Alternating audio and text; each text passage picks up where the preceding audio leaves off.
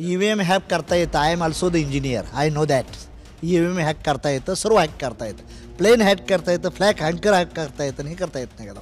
त्यामुळं लोकशाही जर जिवंतच ठेवायची असेल तर त्यांनी काय करावं, बॅलेटच्या माध्यमातून लोकशाही आणावी. आम्ही त्यांचं स्वागत करू, केंद्राचं आणि राज्य सरकारचं. सातारा जिल्ह्यामध्ये एकच मतदान, 3 उमेदवाराला समान मतदान कसं पडतं, हे काय भानगड आहे, गौड बंगाल आहे. जर लोकशाही जिवंत ठेवायची असेल तर EVM बॅन करा.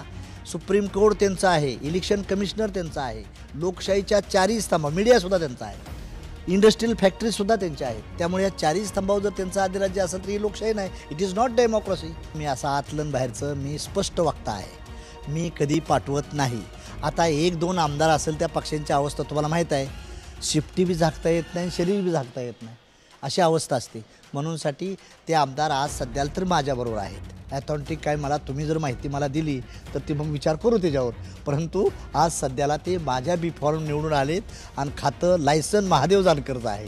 त्यामुळं त्यांच्याबद्दल, आणि ज्यावेळेस तुम्ही म्हणता चला असं, तर पार्लमेंटरी बोर्डात चर्चा होईल याच्याबद्दल राष्ट्रीय समाज पक्षाच्या, आणि त्यांच्या योग्य काय ती डिसिजन घ्यायचं ती ठरवलं जाईल. आम्ही काही मिनिमम प्रोग्रामशी जर ते आले तर वेलकम आहे त्यांचं.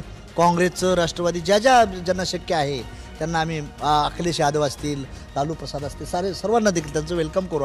आम्ही आमची भूमिका घेऊन जाणार आहे की EVMमुळं या देशाची लोकशाही धोक्यात आलेली आहे आणि त्याला जिम्मेदार हे विद्यमान केंद्र आणि राज्य सरकार. महाराष्ट्राच्या विधानसभा निवडणुकीचा निकाल हा अनेकांसाठी धक्कादायक होता.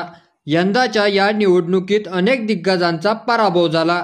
अशातच महाविकास आघाडीकडून वारंवार EVMवर संशय व्यक्त केला जात आहे.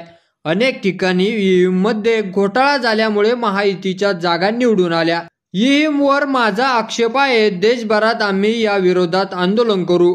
EVMमुळे देशाची लोकशाही धोक्यात आली असून EVM हॅक करता येतं. मी स्वतः इंजिनियर आहे, त्यामुळे मला सगळं माहीत आहे. सुप्रीम कोर्ट, निवडणूक आयोग सगळेच त्यांचेच आहेत.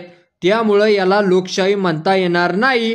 लोकशाहीचा खून करायचं काम झालं, असं महादेव जानकर यांनी म्हटलेलं आहे. तर महादेव जानकर यांच्या प्रतिक्रियेवर तुम्हाला काय वाटतं ते तुम्ही आपल्या कमेंट बॉक्समध्ये लिहायला अजिबात विसरू नका. आणि असेच नवीन व्हिडिओ पाहत राहण्यासाठी आपल्या मराठी एल्गार या YouTube चॅनलला सबस्क्राईब करा. धन्यवाद.